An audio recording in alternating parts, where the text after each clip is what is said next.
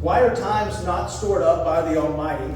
And why do those who know him not see his days? Some remove the landmarks. They seize and devour flocks. They drive away the donkeys of the orphans. They take the widow's ox for a pledge. They push the needy aside from the road. The poor of the land are made to hide themselves altogether. Behold, as wild donkeys in the wilderness, they go forth seeking food in their activity, as bread for their children in the desert. They harvest their fodder in the field and glean the vineyard of the wicked. They spend the night naked, without clothing, and have no covering against the cold. They are wet with mountain rains and hug the rock for want of a shelter. Others snatch the orphan from the breast, and against the poor they take a pledge. They cause the poor to go about naked, without clothing, and they take away the sheaves from the hungry. Within the walls they produce oil. They tread wine presses but thirst. From the city men groan, and the souls of the wounded cry out. Yet God does not pay attention to folly. Verse 13.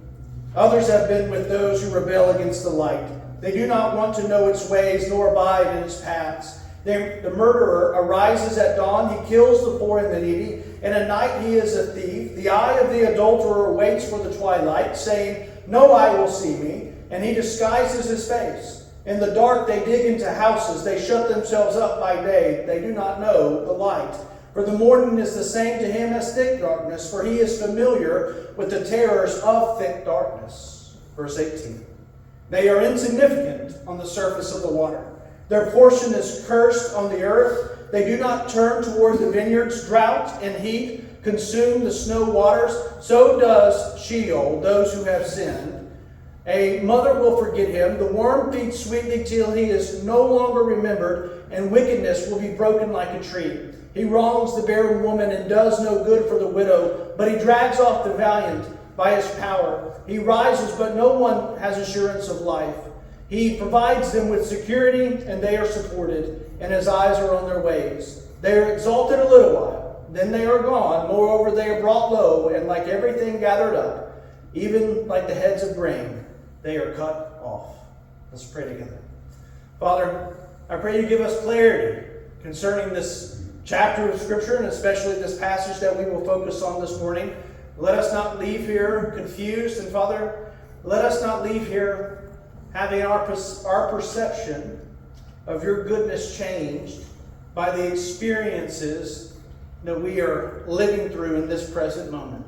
Father, even if we are dealing with difficulty, even if we are suffering, even if we are in the midst of some hardship or another, Father, help us to know, help us to believe that you are good and will do good. We pray in the name of Jesus. Amen. 10 chapters earlier, Job said that he felt like God had destroyed his hope. Job 14:19, there Job says, water wears away stones, its torrents wash away the dust of the earth, so you, God, destroy man's hope. If Job felt like that in Job 14, it's only gotten worse by Job 24. If he felt like God was crushing his hope in chapter 14, by Job 24, Job may have felt like there wasn't much hope left to be crushed. Job is a rock of faithfulness, but his pain and suffering have worn on him to the point where it seems that he may crack. And by this point, if we were reading just straight through the book of Job, we may begin to wonder, is Job finally about to do as his wife suggested and just curse God and die? Job never does. But at times he does seem close to doing that. Job 24 is one of those times, and it may be the case in 18 through 25 of Job 24, if I have interpreted it correctly. Now I say, if I have interpreted it correctly, because the original Hebrew of Job 24, 18 through 25 has given translators fits. And if you want to see that, just go compare the different English translations and look at how they translate it. Now some think that these are Job's words of cursing. And what they mean is that they believe that in 18 through 25, Job is actually cursing the wicked. And so that would mean verse 18 reads like this: may the wicked be insignificant on the surface of the water. May their portion be cursed on the earth, right? He would be cursing the wicked. The New King James Version actually reflects this translation, reflects this interpretation. But when it says, they should be, in verse 18, they should be swift on the face of the waters. Their portion should be cursed in the earth. But that should be, in the New King James Version, is not in the Hebrew. It's just how they interpret it. And so that's how they translate it. Now, some think that these are not Job's words of cursing, but Job's words of admission. They believe in verses 18 to 25 that Job is admitting that God will ultimately be just. Now, this is after he has spent the first part of this chapter decrying how the wicked seem to be getting away with everything. In verses 1 through 12, Job said that God was indifferent to the evil actions of the wicked, or at least he seemed to delay in bringing his judgment on those wicked people. In verses 13 through 17, he seemed to be suggesting that God couldn't see the deeds of the wicked because they were deeds done in darkness and God is light. And in it there is no darkness at all. But maybe here in verses 18 through 25, he's finally admitting that God will eventually bring the wicked to the end that they deserve. So some say these are Job's words of cursing. Some say these are Job's words of admission. And some say that these are Job's words of continuation. In other words, they believe that in verses 18 through 25, Job is continuing to complain that God does not pour out his justice on the wicked. Now, this was certainly Job's complaint in verses 1 through 12 and in verses 13 through 17. So maybe here, Job has not changed his tune. Maybe he's continuing to sing the same song. And in verses 18 through 25, he's saying, no, God is still not pouring out his justice on the wicked. Now, there are some people who don't even believe that these are Job's words at all. Job, the book of Job works like this. Job speaks, his three friends respond. Do you remember their names? Eliphaz, Bildad, and Zophar. That happens in 3 cycles. So we have 3 instances of Job speaking and then his 3 friends speaking. That happens 3 times.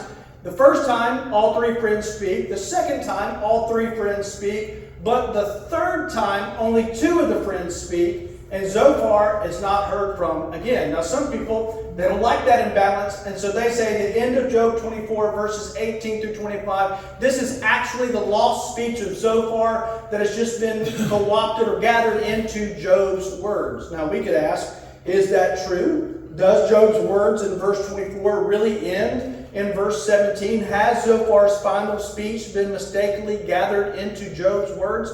And I don't think it has. I just think Zophar doesn't speak. He just goes silent.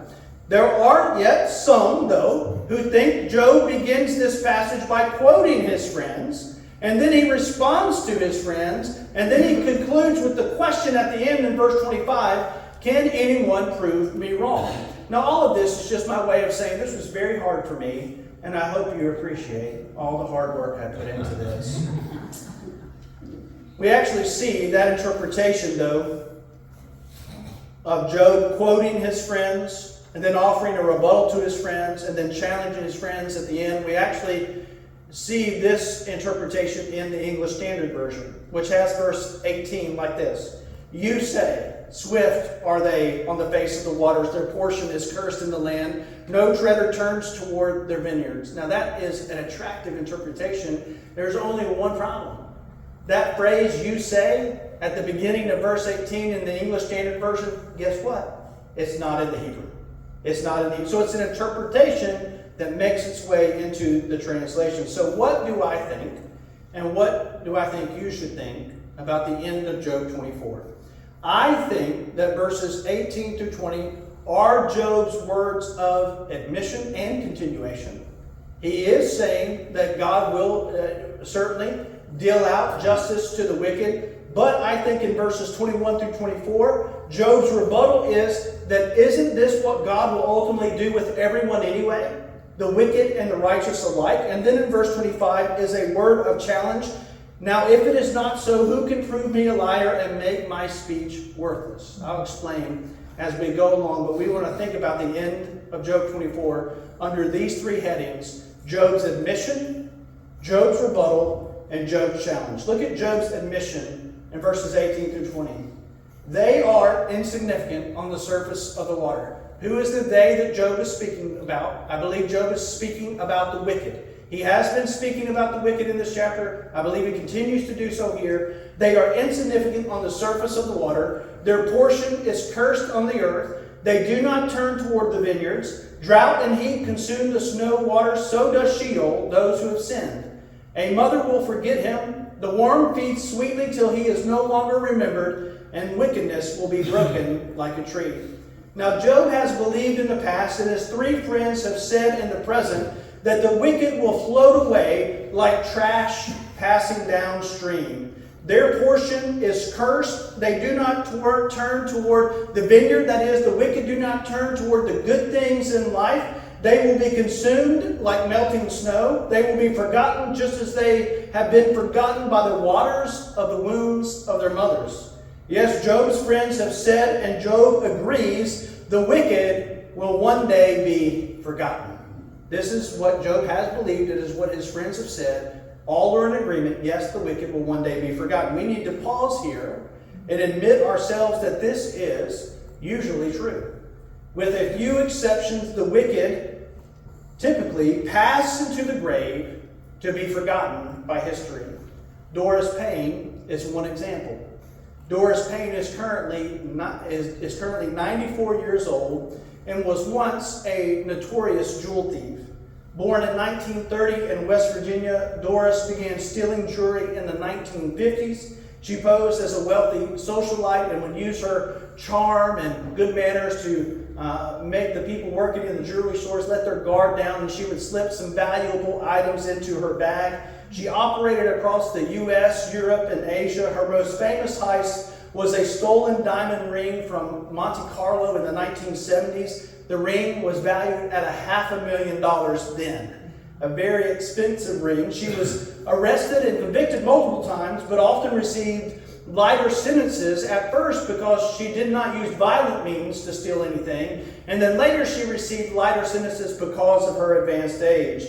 Even into her 80s and 90s, she has been suspected of thefts, including a $33,000 ring in North Carolina. In 2013, Netflix made a documentary about her life called The Life and Crimes of Doris Payne. But I'm guessing that not many of you had heard of the name of Doris Payne until I started talking about her just a couple of minutes ago. Though she once grabbed headlines, at 94, she has faded from public attention. And do you know what will soon happen to Doris Payne?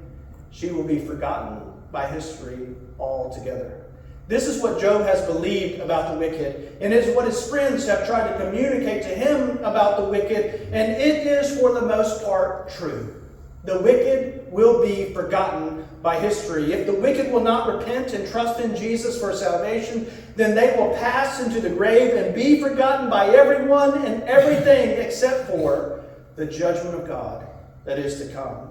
In verses 18 through 20, Job admits that this is true. But Job has a rebuttal in verses 21 through 24. Look at those verses.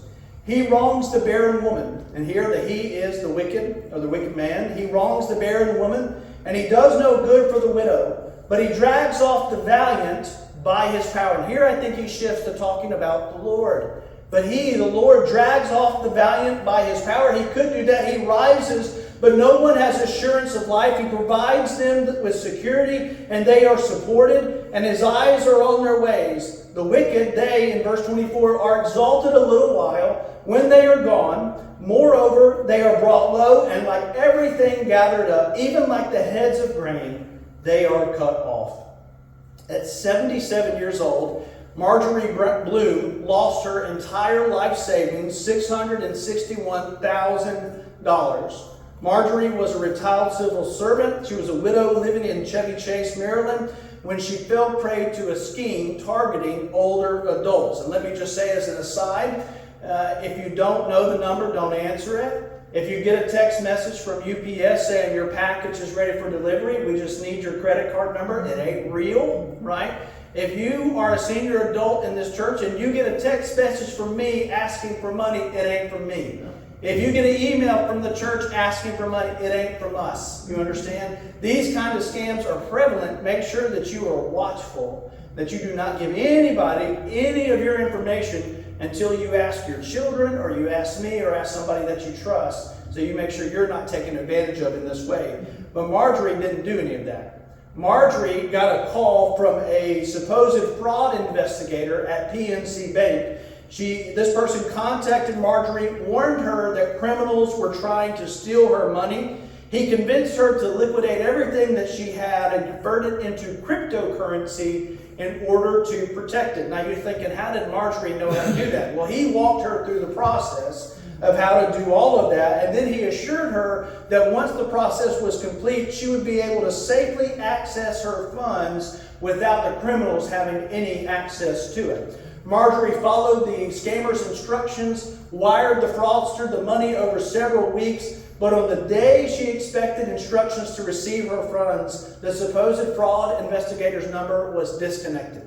She called PNC Bank, who of course had no record of this employee. Marjorie said all of a sudden it hit her that she had been defrauded of everything. The wicked do things like this. The wicked do things like this. As Job 24:21 says, they wrong women who had no children. Why do they do that? Because children would protect their mother. They wrong widows who have no husband. Why would they do that? Because the husband would protect his wife. Why would God allow such a thing to happen to a widow like Marjorie? This is the question that Job is asking here in Job 24. In verse 22, God can drag the valiant off by his power. If he rises up to administer justice, no man could be sure of life. But in verse 23, God seems to provide the wicked security and support, even though he sees their evil ways. What else could explain the success of their wicked endeavors? God must be protecting them. This is how Job is thinking. In verse 24, it seems that the wicked are exalted a little while, and yes, then they are gone. They are brought low. They are cut off. They are left to dry out like harvested heads of grain. But listen to what Job says in verse 24. But isn't that just like everything else? Isn't that just like everyone else? Won't everyone else be brought low, cut off, and left to dry out like harvested heads of grain? What is Job saying? He's saying it, but doesn't everyone die? But doesn't everyone meet their end? Not just the wicked. Yes, the wicked will meet their end, but so do the righteous. Everyone and everything seems to meet its end. Pay attention to that phrase in verse 24, like everything. I'm convinced that the right interpretation of this passage hinges on that phrase, like everything, in verse 24. The New American Standard says, the wicked are brought low, and like everything, gathered up, they are cut off. So will the wicked be cut off? Yes. But what does Job say? That's like everything else. Look at the ESV. The ESV has it this way. The wicked are brought low and gathered up like all others. The wicked are brought low, right? They are gathered up. But that's just like all others. The King James, the New King James have it this way. The wicked are taken out of the way like all others. The Christian Standard Bible says they are brought low and shrivel up like everything else.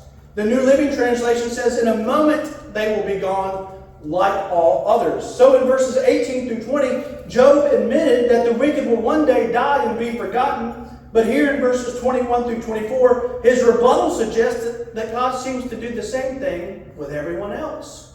So what's the difference? How are the wicked being punished when they just receive what everyone else receives? Perception is reality. You ever heard that phrase before? You ever heard that saying before? It is not true. Your perception is not reality. Sure, you make decisions based on your perception of things, but that doesn't mean perceptions or understandings always line up with reality. I want you to take a look at this picture of Wile E. Coyote that Lydia is going to put on the screen for us. There's old Wile E. Coyote. You might remember the cartoon from when you were younger. Wile E. Coyote sometimes thought perception was reality. If you remember that old cartoon, Coyote was desperate to have the Roadrunner for supper. He would chase Roadrunner through the canyons. He would try all sorts of things to catch the Roadrunner. None of it ever worked. The Roadrunner was always too fast, and so he sometimes would resort to this trick. And what he would do is he would take a rock face, And for some reason, someone had paved the road right up to the rock. And he would take a paint and brush and he would make it seem like the road just continued through a tunnel in the rock. And the idea was, of course, that Roadrunner, because the painting looked so realistic, that he would run headlong into the boulder and Coyote would have his supper. Of course, this never happened. Roadrunner seemed to be able to change reality based on his perception. You remember Roadrunner, when he would encounter this painted rock, what would happen? He would run down the road that was painted on the rock. And Coyote would be so confused that when he would try to do it, what would happen? He would run into the rock. I think this is where our mental health crisis in our country came from. As children, we were dealing with this philosophical conundrum, watching these cartoons. If it was just a painting, how did Roadrunner run down the painted rock? Right? How did he run down the road painted on the rock? That sort of thing left me questioning reality as a child, and here Job is also questioning reality. Leave it up there, Lydia.